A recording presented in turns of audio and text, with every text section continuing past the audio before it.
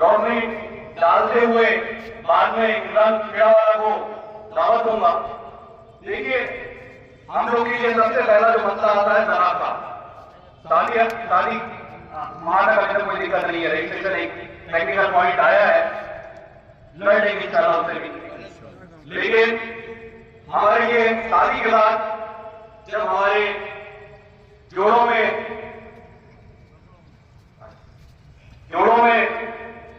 नाइतफाकी किसी वजह से होती है, समाज परिवार लोग समझाते हैं, लेकिन मामले तलाक तक पहुंच जाते हैं।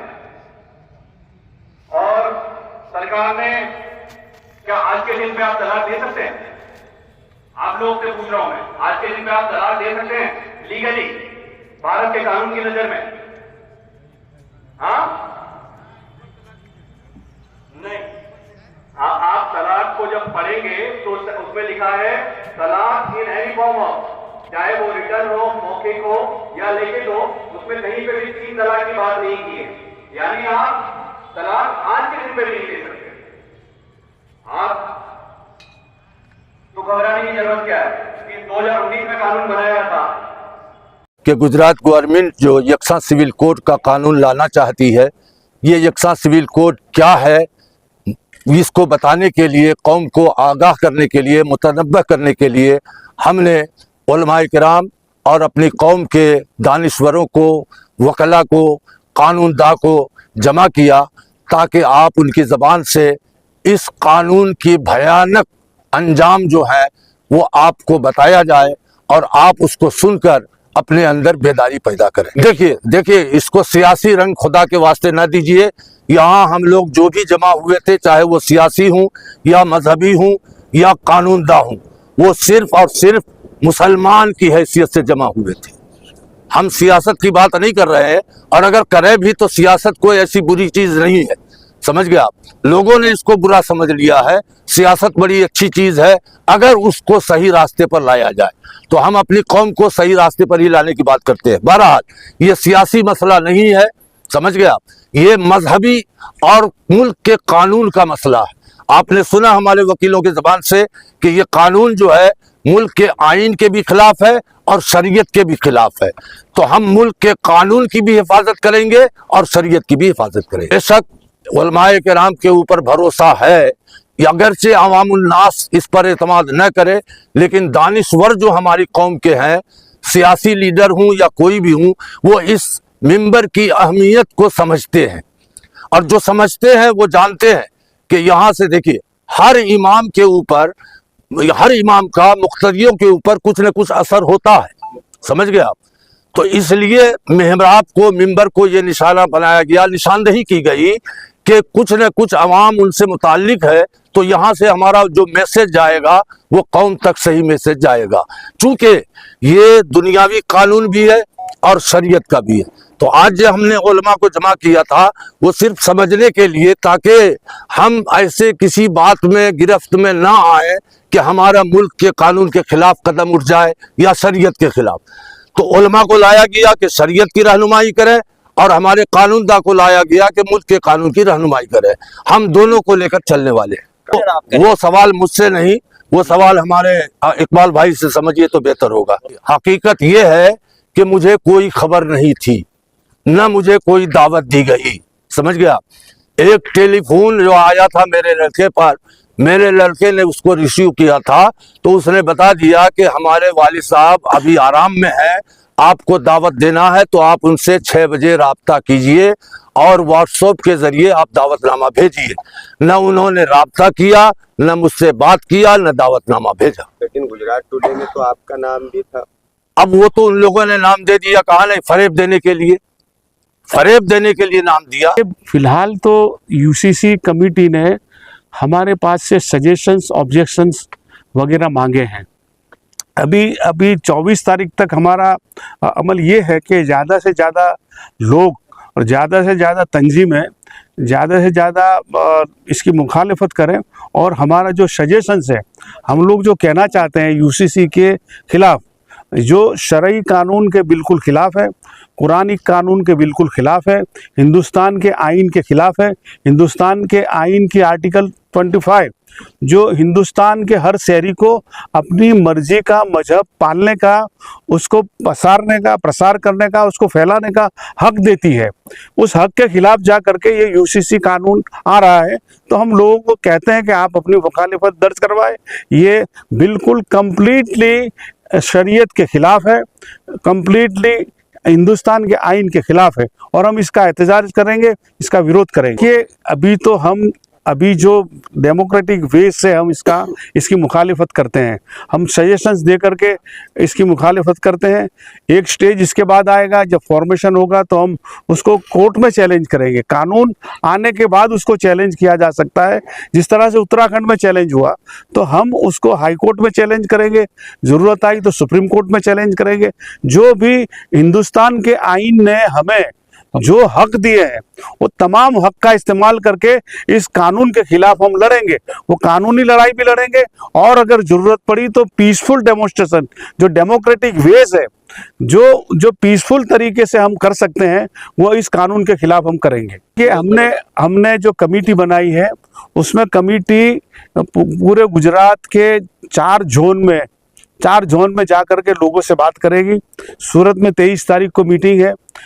मंगल को हम लोग अहमदाबाद में मध्य गुजरात के लोगों को जा करके मिलने वाले हैं। तो इस तरह से पूरे गुजरात के हर खित्ते में जा करके बात करेंगे और लोगों को उजागर करेंगे। अभी रमजान का महीना है तो हम मस्जिद का इस्तेमाल करके, मिंबर का इस्तेमाल करके लोगों को ये बात पहुंचाते हैं कि ये आपके कुरानी कानून को, आपकी शरीयत को, आपकी अहादीस को ख़त्म करने के लिए ये कानून बनाने की कोशिश है और ये मुसलमानों को सिर्फ परेशान करने के इरादे से ये कानून बनाया जाता है और पॉलिटिकल मोटिवेटेड है। ये सिर्फ वोट गार्नर करने के लिए, मुसलमानों को परेशान करके वोट लेने की राजनीति का ये हिस्सा है। बिल जब आया था उस वक्त भी इस तरह की चालें बहुत चली गई थी और उसमें मुफ्ती साहब को खास सामने रखकर वो किया गया था। मुफ्ती साहब का ही था कि वो रिप्रेजेंटेशन करने आने वाले वो ग्रुप के साथ। मुफ्ती साहब वहाँ तो नहीं आए, लेकिन बड़ी पामर्दी के साथ मुफ्ती साहब ने वो एक वीडियो टॉक पर उसको वायरल किया कि मैं इसकी मुखालफत करता हूँ, मैं इसमें इनके साथ नहीं हूँ। ये तो मुफ्ती साहब ने तो अपने आप को पहले साबित किया हुआ है कि उनका क्या एक्शन है। देखिए वो कमेटी में, चूँकि उस वक्त पहली मीटिंग थी, वो वहाँ एक कमेटी बनाई गई कोर कमेटी के नाम से और उसमें और तमाम लोग जो हैं, जो काम के हैं, उनको धीरे धीरे शामिल किया जा रहा है। और उस कमेटी का अभी कल ही एक मीटिंग हुई all India Muslim personal law board वालों के साथ जूम पर। वो भी इसमें हमारे साथ बिल्कुल हर तरह की मदद के लिए तैयार है। और कमेटी अब जो आइंदा हमारा होगा कि हम भी अभी रोजाना डे टू डे के एक्शन तय करने थे, इसलिए कमेटी में अहमदाबाद के लोग ही थे। और अब आइंदा जो होगा पूरे गुजरात की नुमाइंदगी हो, उस पर हमारी कोशिश होगी और उसके बाद हम जरूरत पड़ी तो पूरे गुजरात के लोगों को इकट्ठा करके उस पर आगे बात करेंगे।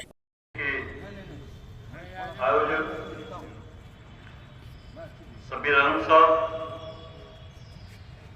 और खास करके यहाँ आए हुए तमाम शहर के जवाबदार लोग, आज ये मीटिंग का मकसद ये है, सबीर अहमद साहब ने बताया कि सबसे पहले तो गुजरात जिले के अंदर जो बात थी कि 5 लोगों को बुलाया जाए, सबीर अहमद साहब का नाम था और भारतीय जनता पार्टी के जो मेंबर्स थे, मतलब बोर्ड के चेयरमैन और उनके मेंबर्स थे, उन लोगों के नाम थे। लेकिन सबसे साहब ने खुलासा कर दिया कि मेरे को तो दावत ही नहीं थी। जब ये बात मुझे पता गुजरात टुडे के जरिए पता चला तो मैंने भी असेंबली चालू की, उस पर मुख्यमंत्री को बोला कि आप ये कानून लाए, उसके अंदर आपने आपके लोगों को ही बुलाया, हमारा कोई मसला आपने लिया नहीं। तो उन्होंने मुझे बोला कि आप दोपहर के बाद मुझे मिलना, तो मुझे फिर दोपहर के बाद उन्होंने बुलाया और यूसीसी कमेटी की जो चेयरमैन है रंजना बहन देसाई और उनके 5 मेंबर कि आपको 6 बजे जाना है, आप मिल लेना। लेकिन फिर मैंने यासूब भाई को बात करी, उसके बाद यासूब भाई ने ताहिर हकीम साहब को बात करी, सोहेल तलमी साहब को बात हुई। फिर हमने ये मशवरा किया कि भाई हमको ये समाज का पूरा मसला है, ये इमरान खेड़ा वाला या और किसी एक का मसला नहीं है, पूरे समाज का मसला है। गुजरात के अंदर 10% मुस्लिम समाज की आबादी है और 70 लाख लोग गुजरात के अंदर मुस्लिम समाज के हैं। इस तरह से हिंदुस्तान के अंदर 20 करोड़ लोग मुस्लिम हैं। तो ये पूरा जो मसला है शरीयत से जुड़ा हुआ है, ये कोई पॉलिटिकली इश्यू था नहीं। तो फिर हम लोगों ने वक्त लिया कि हमको सुनने के लिए आप हमको वक्त देना। उन्होंने मुझे विधानसभा चालू है अभी, पूरा हम आपको बुला लेंगे। उसके बाद अलग अलग एडवोकेट के जरिए, युवाओं के जरिए जो बात की गई है, तो यूसीसी के अंदर मैं समझता हूँ कि 80% लोगों को आज भी पता नहीं है कि यूसीसी कानून क्या है, कि क्या होगा। तो मैं कुछ चीजों पे रोशनी डालते हुए बाद में इमरान खेड़ा वाला को दावत दूंगा।